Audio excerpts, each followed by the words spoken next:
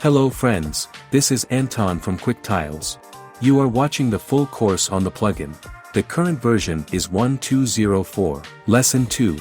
In the first lesson, we learned in general what QuickTiles is and how it works, as well as downloaded a couple of ready-made presets. Today we will also start downloading the preset, however, this time we will slightly change the layout in the pattern editor. So let's get started. Create a new QuickTiles node. It is in Material Editor, in the Maps, General, QuickTiles. Open the interface and first of all load the preset. To do this, press the Load Preset button. Let's choose such a beautiful flat brick with a simple layout with a half shift. And immediately create the material, put it on the plane and render it. For V-Ray I am applying a displacement modifier. For Corona you can adjust the displacement both on the material and on the modifier. By the way, I recommend using the modifier because it allows you to more exactly and accurately adjust the quality of the displacement.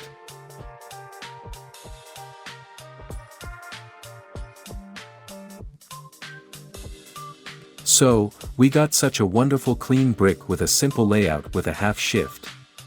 Let's now change it a little in the pattern editor.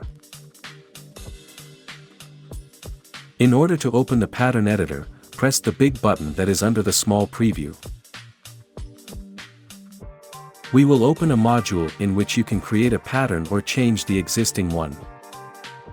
Let me tell you a little more about it. So, it is quite simple and consists of 3 parts. On the left you see the library. Here we have ready-made presets that we created ourselves. You can use them, and you can also create your own, which way I will tell you a little later. In the center you have a viewport in which you can create simple rectangular patterns. And on the right are various options, which we will talk about in the course learning process and gradually study.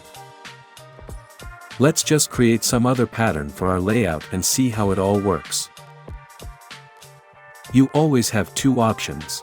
You can either delete the existing tiles by selecting them and pressing the delete button, or press create rectangular pattern, and then the field will drop and come to the standard size of 10 by 10 cells. Here, in this field, you can draw any pattern you want. To do this, you have tools. This is a move tool, a plus tool, and a direction tool. We will return to the direction tool a little later. Now select the plus and let's create several tiles. I create 2 long ones. Now let's try to make something shorter. 2 tiles in size 3 by 1. Let's create another 4 by 1. Please note that when I approach the edge of the field, I do not stop if I want to draw a long tile, but continue to draw, and its edge appears on the other side. Thus, we create one whole tile. If I draw, for example, like this, several tiles, here I will stop at the edge, and here I will start drawing a new one, then I will have 2 separate tiles. This is a very important point that you need to clarify. Let's create several uniform ones. And here's another one. And finish everything with a couple of uneven ones. And let's add these vertical tiles at the end. As you can see, I don't bother too much with the drawing, I just draw the most random pattern in order to show you the possibilities. Okay, after I've drawn everything I need, I can reduce the size of the field to 10 by 8. As you can see, this is adjusted here. And now our pattern is ready.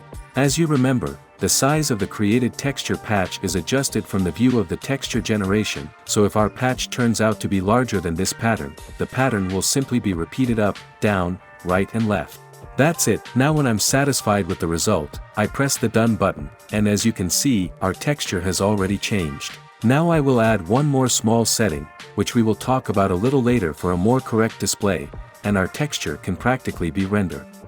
In order for 3D Max to see the changes we have made, we press the update button.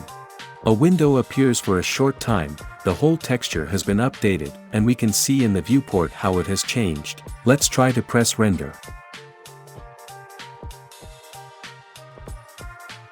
As you can see, instead of a standard pattern with a 50% offset, we got such an interesting random one that we drew. All tiles have been reduced very beautifully with the leftovers of the original seams, and those that we made vertical automatically turned. Let's now try to do something more neat. Open the pattern editor again. Delete what we did before. And let's make some standard neat pattern. For example, with a shift to one cell for each row.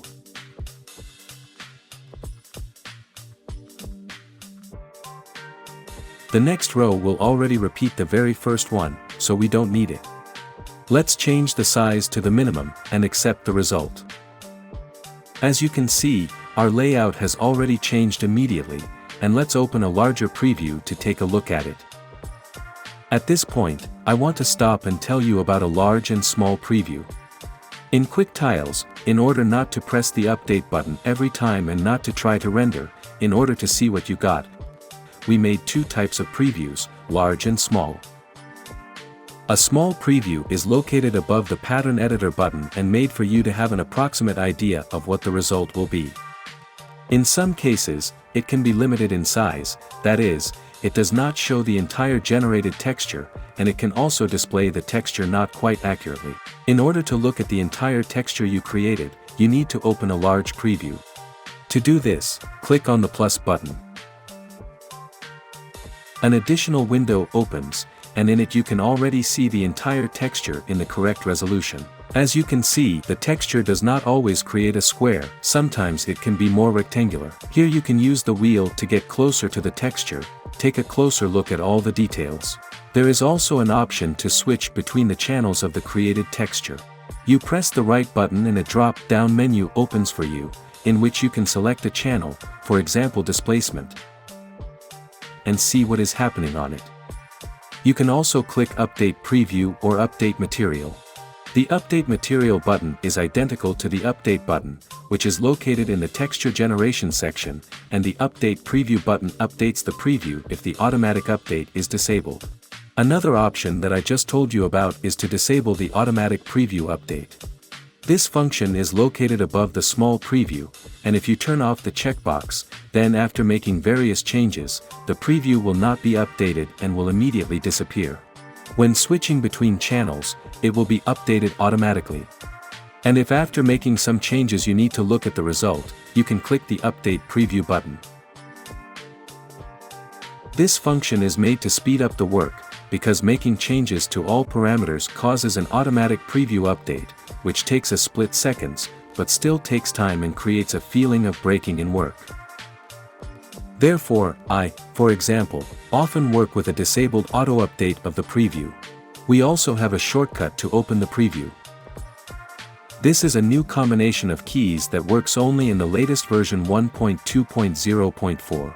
Press Ctrl-Shift-P and a large preview opens immediately.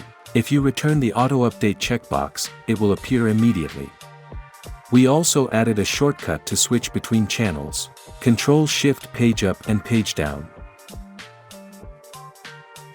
Let's go back to the diffuse channel and now let's look at the texture generation parameters. As you remember, I talked about this in the first lesson. QuickTiles does not generate a procedural texture, such as noise or some other map from 3D Max. QuickTiles generates, in fact, a simple bitmap that is saved in the RAM of the computer. And this bitmap has a strictly defined physical size and resolution. These parameters are set in the Generate Texture section at the very top of the General Plugin interface. Here you have the ability to set the height and width of the created patch. Now it is 100 by 100 centimeters. Let's put more, for example, 250 by 250. As you can see, as soon as I set a new size here, the small preview changes. Also, in QuickTiles, you can set the resolution of the created texture. It is limited from 1 to 32,000 pixels. We recommend using parameters within 2 to 8,000. 16,000 is, of course, a rather large texture. And if you create something very large and set a resolution of 32K, you will have to wait until it is generated. So, let's change the resolution to 4K and click Update.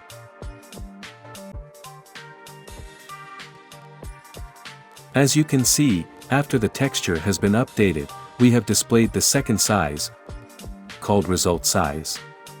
What does this mean? When QuickTiles creates a texture, it does not create it exactly the size that you set. Because the main goal of QuickTiles is to save the correct set size of bricks.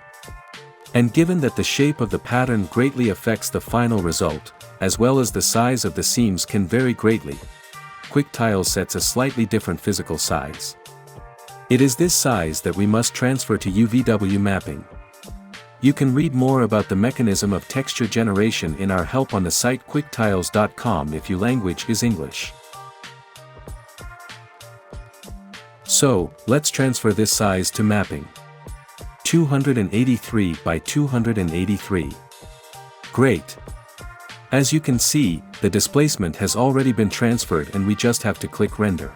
However, before moving on to rendering, I want to touch on another small aspect. A little below the update button, you can see the store to temp and store to seam buttons. These are very important and very useful buttons that help work with QuickTiles.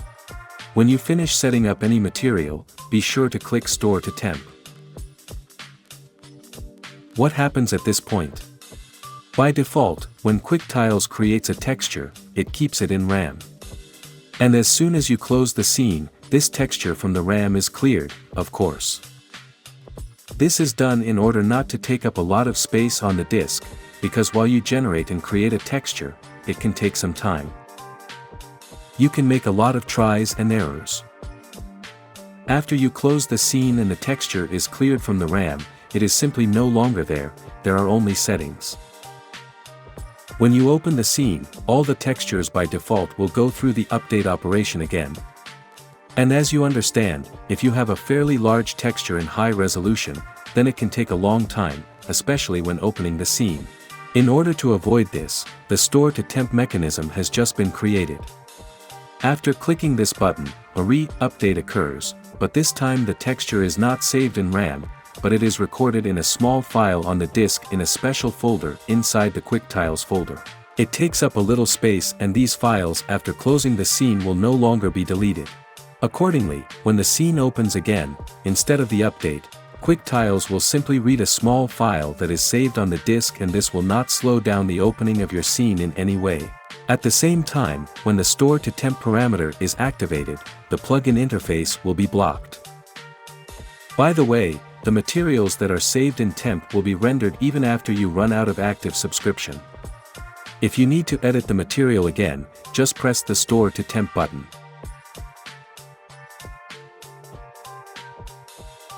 The entire interface will be unlocked, an automatic update will occur and you will be able to render or change your material. Well, let's move on to rendering.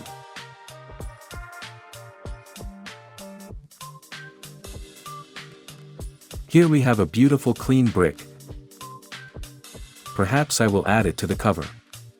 And this is where the second lesson is over and I thank you for your attention. In the next lesson, we will get acquainted with the basics of working in Slicer, learn to add our own textures, work with all channels, capture and blur the original gaps and edit the color of the substrate. Anton from QuickTiles was with you. Have a nice day and bye-bye.